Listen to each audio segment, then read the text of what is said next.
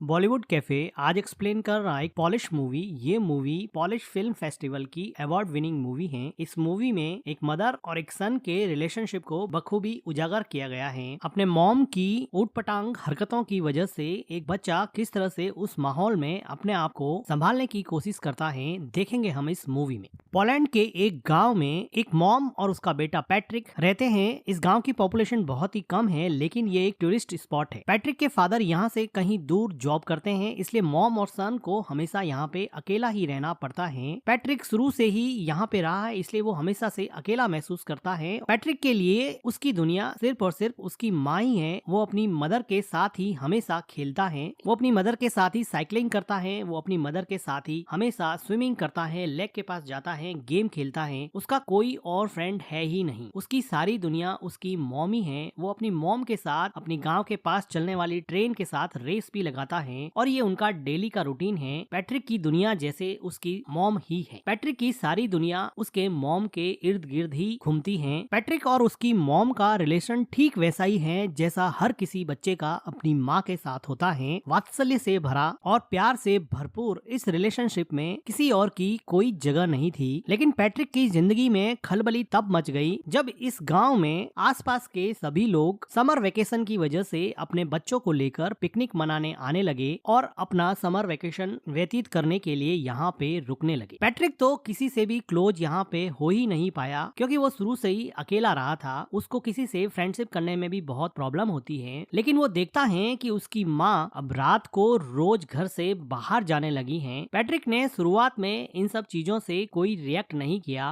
Patrick की mom को रोज शाम को एक कॉल आता और वो पैट्रिक को घर में अकेला छोड़ के ही चली जाती। पैट्रिक काफी देर तक इंतजार करता। कभी उसकी मॉम रात को घर लौटती नहीं थी और कभी देर रात को लौटती थी। वो थोड़ा सा टाइम पैट्रिक के साथ स्पेंड करती थी, लेकिन पैट्रिक को कल का बहाना देकर कि कल मैं तुम्हारे साथ पूरा दिन व्यतीत करूंगी और पैट्रिक को अकेला छोड़ देती थी। धीरे धीरे पैट्रिक अकेलेपन की वजह से एंजाइटी और डिप्रेशन का शिकार होने लगा। वो अपने अकेलेपन से कोप अप नहीं कर पा रहा था, क्योंकि उसके कोई फ्रेंड भी नहीं थे। अगले दिन वो देखता है कि उसके पड़ोस में कोई नई लड़की आई है जो शायद अपना समर वेकेशन यहाँ बिताने के लिए पास में रहने लगी है। पैट्रिक उस लड़की से दोस्ती करने की कोशिश करता है, लेकिन टिपिकल टीनेजर की तरह वो लड़की उसको कोई रेस्पॉन्स नहीं देती है। अगले दिन पैट्रिक की मॉम जब फिर से घर के बाहर जाने लगती है तो पैट्रिक को बहुत बुरा लगता है और वो अपनी मॉम के ड्रेस पर जूस से भरा ग्लास गिरा देता है, जिसकी वजह से उसकी मॉम उस पर बहुत चिल्लाती है और उसको डांटने लगती है। वो उसके मन की हालत नहीं समझ पा रही थी कि वो अंदर से कितना अकेला फील कर रहा है, लेकिन जैसे उसको कोई फर्क ही नहीं पड़ता, वो अपनी ड्रेस चेंज करके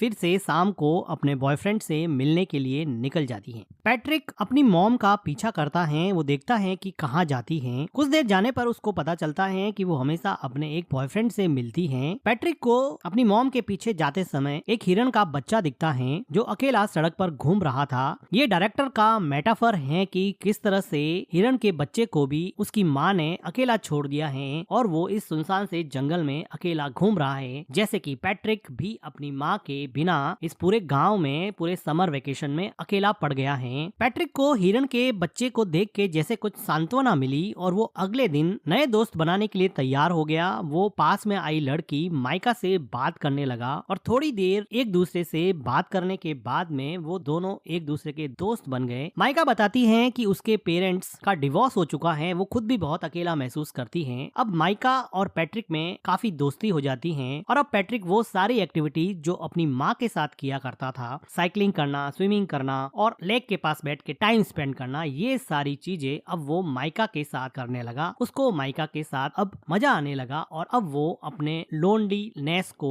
और एंजाइटी को थोड़ा कम कर सकता है और अपना पेन माइका के साथ शेयर कर सकता है। उसको अभी अपने मॉम की कमी कम खलने लगी थी। अगले दिन पैट्रिक के घर पे वो लेडी आती है जिसके हस्बैंड के साथ पैट्रिक की मॉम का अफेयर चल रहा होता है। वो पैट्रिक को तो कुछ कह नहीं पाती है और उसकी मॉम उसके घर पे नहीं होती है, तो अकेली बैठ के वो बहुत रोती है। पैट्रिक एक वेल बिहेव बॉय की तरह उसको कुछ खाने को देता है। उसी शाम को पैट्रिक के डैड का कॉल आता है और पैट्रिक की मॉम उसके डैड से बात करते हैं। तो पैट्रिक की मॉम पैट्रिक को कहती है कि तुम अपने डैड को मेरे अफेयर के बारे में कुछ नहीं बताओगे, मैं तुम्हें वार्न करती हूँ। वो उससे कसम लेती है कि तुम अपने डैड को मेरे अफेयर के बारे में कुछ नहीं बताओगे। पैट्रिक कसम देता है कि मैं अपने डैड को आपके अफेयर के बारे में कुछ नहीं बताऊंगा। पैट्रिक को लगा कि ये बात मानने से उसकी मॉम उसके साथ ज्यादा टाइम स्पेंड करेगी, लेकिन उसकी मॉम को कोई फर्क नहीं पड़ने वाला था। पैट्रिक अब इतना परेशान हो चुका था कि वो मेन डोर की कीज भी छुपाने लगा। वो अपनी मॉम को जाने से रोकने लगा, लेकिन उसकी मॉम उसको मार के, उससे लड़ झगड़ के भी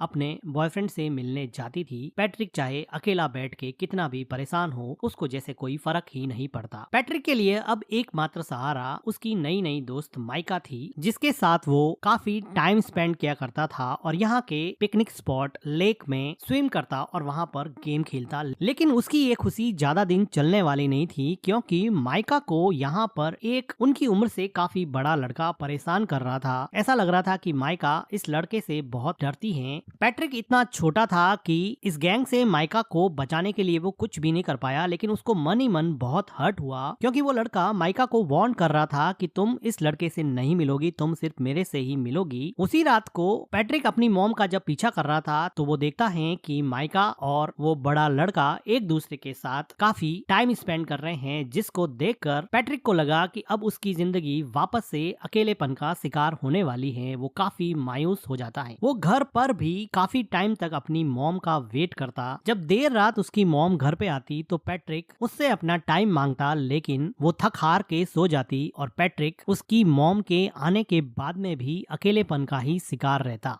अगले दिन सुबह पैट्रिक को माइका मिलती है और वो माइका को पूछता है कि क्या उस लड़के ने तुम्हारे साथ कोई जबरदस्ती की थी। तो माइका जैसे डर गई हो और वो डर के मारे वहाँ से भाग के घर में चली जाती है। पैट्रिक उसको जाके पूछता है कि हुआ क्या, मुझे ये तो बताओ। वो बिना कुछ बोले ही रोने लग जाती है। पैट्रिक को ऐसा लगता है कि उसके साथ जबरदस्ती की गई है। वो दौड़ के जाता है और उन लड़कों के ग्रुप में उस लड़के पे अटैक करता है, लेकिन एक छोटा बच्चा उससे कैसे लड़ेगा और वो बड़ा लड़का पैट्रिक को ओवर पावर कर देता है और पैट्रिक यहाँ पे कुछ नहीं कर पाता। थोड़ी देर बाद में माइका वापस पैट्रिक के पास आती है और उसको समझाने की कोशिश करती है कि हम दोनों अच्छे दोस्त बन सकते हैं, तुम इतना हर्ट क्यों हो गए हो। लेकिन पैट्रिक को डीप डाउन कहीं पे हर्ट हो गया था। वो वापस से माइका से बात ही नहीं करना चाहता था, क्योंकि वो ऑलरेडी अपनी मॉम से बहुत ज्यादा हर्ट था और जब माइका ने भी उसे हर्ट किया तो वो इमोशनली वायलेंट हो गया और वो अपने इमोशन को कंट्रोल नहीं कर पा रहा था। अपने गुस्से को, अपने फ्रस्ट्रेशन को माइका के ऊपर निकाल दिया और माइका को उल्टा सीधा बोला, जिसकी वजह से अब माइका को वापस हर्ट हुआ और अब माइका वहाँ से चली जाती है। पैट्रिक को बिल्कुल समझ में नहीं आ रहा था, क्योंकि वो छोटा सा बच्चा था, उसको समझ नहीं आ रहा था कि इन सब सिचुएशन से कैसे निकले। उसकी मॉम उसको बिल्कुल भी सपोर्ट नहीं करती थी, ना उसको गाइड करती थी। उसके आसपास कोई भी पेरेंटल गाइडेंस नहीं होने की वजह से वो अपनी ही दुनिया में जो उसको समझ में आता वो करता जाता और उसके अंदर अनस्पोकन इमोशंस का एक ऐसा गुब्बार बना जिसकी वजह से वो बुरी तरह से फ्रस्ट्रेट हो गया। उसी रात को पैट्रिक की माँ घर पे रोती हुई आती हैं। ऐसा लग रहा था कि उसके बॉयफ्रेंड के साथ उसका झगड़ा हुआ है या फिर ब्रेकअप हो गया है। पैट्रिक की मॉम काफी दिनों तक उदास रहती हैं, लेकिन पैट्रिक अपनी मॉम को अपने पास में देख के काफी खुश रहने लगा है। वो अपनी मॉम की काफी केयर करता है। एक रात अचानक उसके डैड वापस लौट आते हैं और दोनों के लिए बहुत सारे गिफ्ट लाते हैं। पैट्रिक को अब लगा कि अब उसका समर वेकेशन बहुत अच्छे से निकलेगा, क्योंकि उसके डैड ने उसे प्रॉमिस किया था कि मैं समर वेकेशन तुम्हारा साथ में बिताऊंगा। अभी एक अच्छी फैमिली की तरह खूब अच्छा टाइम स्पेंड करते हैं और पैट्रिक अपने मॉम और डैड को एक साथ देख के बहुत खुश होता है और उसका लोनलीनेस जैसे धीरे धीरे गायब होने लगा था, उसकी एंजाइटी कम होने लगी थी। तो एक रात पैट्रिक के डैड चेस खेलते हुए उससे पूछते हैं कि क्या तुम्हारी मॉम मेरे जाने के बाद में किसी से मिलती थी या रात को लेट आती थी। लेकिन पैट्रिक ने अपनी मॉम को प्रॉमिस किया था कि वो उसका राज किसी को नहीं बताएगा, इसलिए वो अपने डैड को अपनी मॉम के अफेयर के बारे में कुछ नहीं बताता है। लेकिन उसके डैड को इस बात पे डाउट हो जाता है, क्योंकि पैट्रिक की मॉम का बिहेवियर काफी चेंज हो गया था। उसी टाइम पे पैट्रिक के घर पे माइका आती है और वो उससे बात करने के लिए कहती है। माइका के कहने पर पैट्रिक उसके साथ साइकिलिंग पे जाता है और लेक में स्विम करने के बाद में माइका उसको बताती है कि अब मेरा समर वेकेशन खत्म होने को है, मैं यहाँ से चली जाऊंगी। माइका को पैट्रिक को हर्ट करने पर काफी दुख लग रहा था, लेकिन पैट्रिक अब इसमें कुछ ज्यादा कर नहीं सकता, क्योंकि अगर समर वेकेशन खत्म होगा तो माइका को जाना ही पड़ेगा। वो अपने घर पहुंचता है और वो देखता है कि सीढ़ियों पर वही लेडी जो थोड़े दिन पहले उसके घर आई थी वो सीढ़ियों से नीचे उतर रही है। वो अंदर जाके देख रहा है कि उसके डैड बाथरूम में बैठे बैठे रो रहे हैं। उसको समझ में आ जाता है कि उस लेडी ने उसकी मॉम के अफेयर के बारे में उसके डैड को बता दिया है, क्योंकि उस लेडी के हस्बैंड के साथ ही उसकी मॉम का अफेयर चल रहा था। तो इस बात से दुखी होके उसके डैड डैड ने अब ये डिसाइड किया है कि अब वो यहाँ नहीं रहेंगे और वापस जॉब करने चले जाएंगे और शायद कभी वापस नहीं आएंगे। पैट्रिक की मॉम पैट्रिक के डैड को समझाने की कोशिश करती है, लेकिन जब आप रिश्तों की बुनियाद विश्वास को ही हिला देते हैं, ट्रस्ट को ही खत्म कर देते हैं, तो किसी भी इंसान को रोकना लगभग नामुमकिन सा हो जाता है। पैट्रिक के डैड अब यहाँ से चले जाते हैं। समर वेकेशन खत्म हो जाता है। अब पैट्रिक को स्कूल जाना होता है। पैट्रिक की मॉम पैट्रिक को तैयार करके स्कूल छोड़ने जाती हैं। वो दोनों सड़क पर चल रहे हैं, दोनों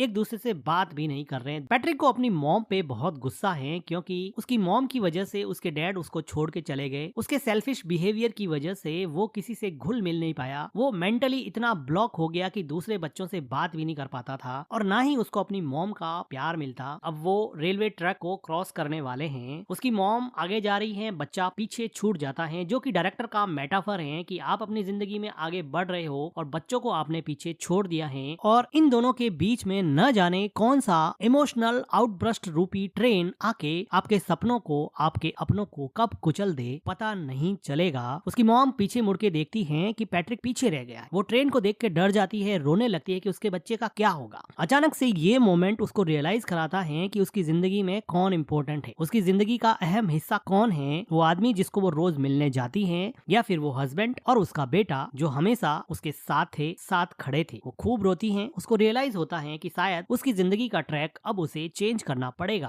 और इसी के साथ ये मूवी एंड हो जाती है। मूवी का एक्सप्लेनेशन अगर आपको अच्छा लगा हो तो वीडियो को लाइक कीजिए, हमारे चैनल को सब्सक्राइब कीजिए एंड थैंक यू फॉर